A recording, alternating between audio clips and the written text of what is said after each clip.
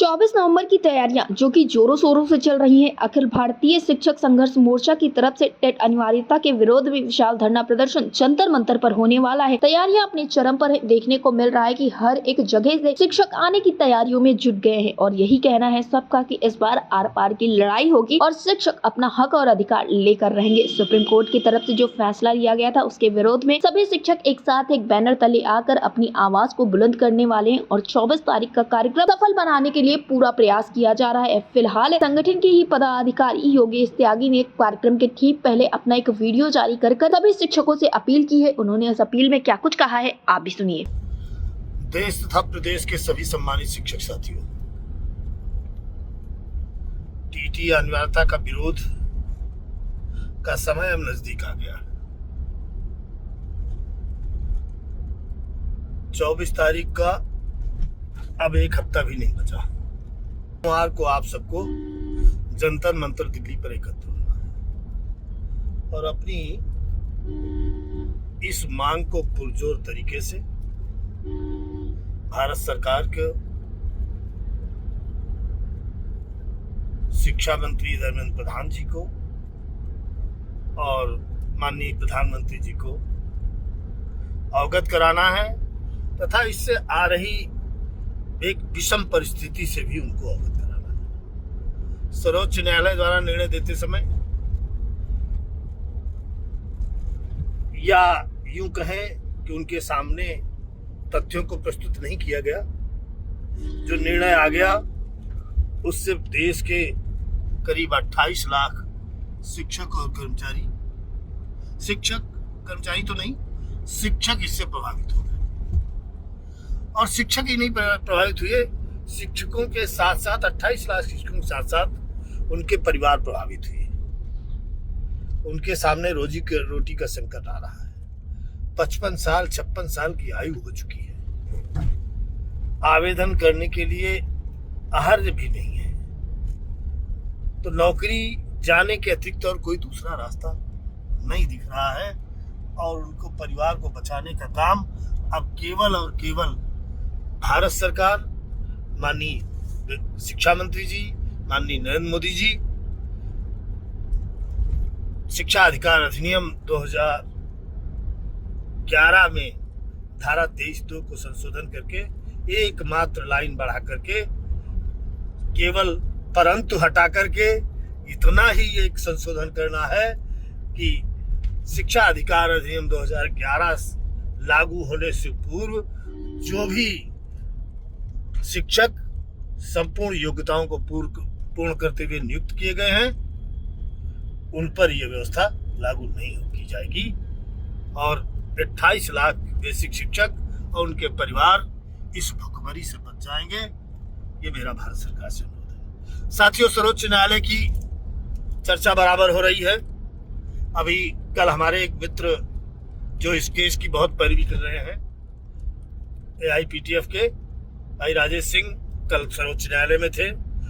हो सकता है उनकी बात आप तक पूरी न पहुंच पाई हो या आप उनसे जुड़े ना हो, तो मैं बताना चाहता हूं कि उन्होंने विधिवत कल सर्वोच्च न्यायालय से अपनी बात बताई है। क्या चल रहा है, कैसे चल रहा है। जो रिट खारिज हो गई वो उस रिट का कोई औचित्य नहीं है, ना हमें आपको भयभीत होने की आवश्यकता है। रिट खारिज हो गई है, ये कोई अंतिम अवसर नहीं था।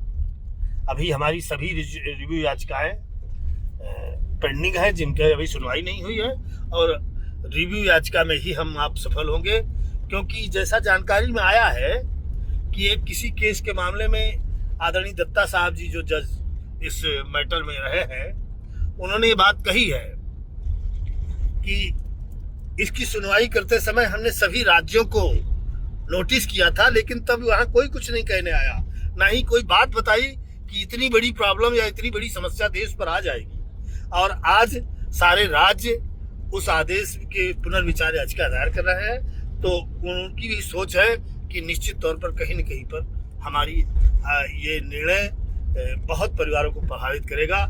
इसलिए मुझे पूरी उम्मीद है कि पुनर्विचार याचिका में ही हम आप सफल हो जाएंगे और सरकार से मेरा अनुरोध है कि ये जो 24 तारीख को हमारा जंतर मंतर पर धरना हो रहा है, पूरे देश के लोग वहां पर उपस्थित हो रहे हैं और मैं आपको ये भी बता दूं, इस मोर्चे में लगातार लोग जुड़ते चले जा रहे हैं। अखिल भारतीय मोर्चे में बासव राव गोवरकर जी का नेतृत्व है, हम सभी का नेतृत्व है। ये अखिल भारतीय संघर्ष मोर्चे के जितने भी घटक पदाधिकारी संगठन हैं, उनके नेतृत्व का ये परिणाम है कि महाराष्ट्र से उर्दू शिक्षक संघ के राष्ट्रीय अध्यक्ष साजिद भाई भी अपने संगठन के साथ इस मोर्चे से जुड़ गए हैं और जो 24 तारीख को आपके साथ वहां पर दिखाई देंगे। मित्रों, जो ऑनलाइन अटेंडेंस बच्चों की चल रही है, उसमें मैं बार बार कह चुका हूं, तमाम जनपदों के बेसिक शिक्षा अधिकारी अपनी नंबर बढ़ाने के लिए जो व्यवस्था कर रहे हैं, उनके लिए तो मैं ये कहना चाहूंगा कि क्या ये आदेश केवल आपके लिए ही है, पूरे प्रदेश में लागू नहीं है? और जब एक कमेटी गठित है, उसका अंतिम निर्णय नहीं आया है, उसके पहले आपको इतनी जल्दबाजी क्यों है? आपको अपने पद का इतना गुरूर नहीं होना चाहिए।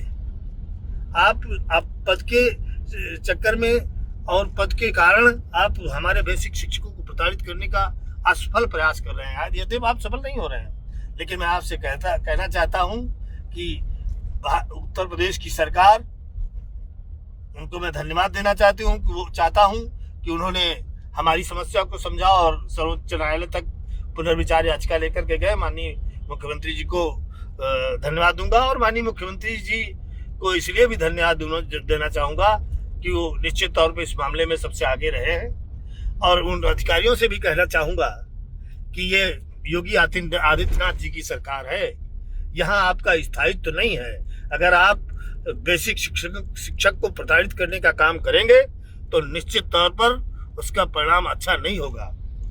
अभी आपने देखा होगा, परसों बेसिक शिक्षा मंत्री ने स्पष्ट कहा है कि बेसिक शिक्षक का अपमान नहीं होना चाहिए। ये हमारे देश की और प्रदेश की रीढ़ है। इसलिए मैं उन अधिकारियों से कहना चाहूंगा जो आज साहिब मसनद हैं, कल नहीं होंगे। किराएदार हो, जाति मकान थोड़ी है। इसलिए होशियार रहिए, समय का इंतजार कीजिए और हमारे बेसिक शिक्षकों को प्रताड़ित करना बंद कर दीजिए। अंत में मेरा अनुरोध आप सभी से है कि 24 तारीख को भारी संख्या में जंतर मंतर पर पहुंचे। AIPTF और अखिल भारतीय जूनियर शिक्षक संघ और अखिल भारतीय शिक्षक संघर्ष मोर्चा इस लड़ाई में सर्वप्रथम आगे है और लड़ाई को जीतने का काम करेगा। धन्यवाद।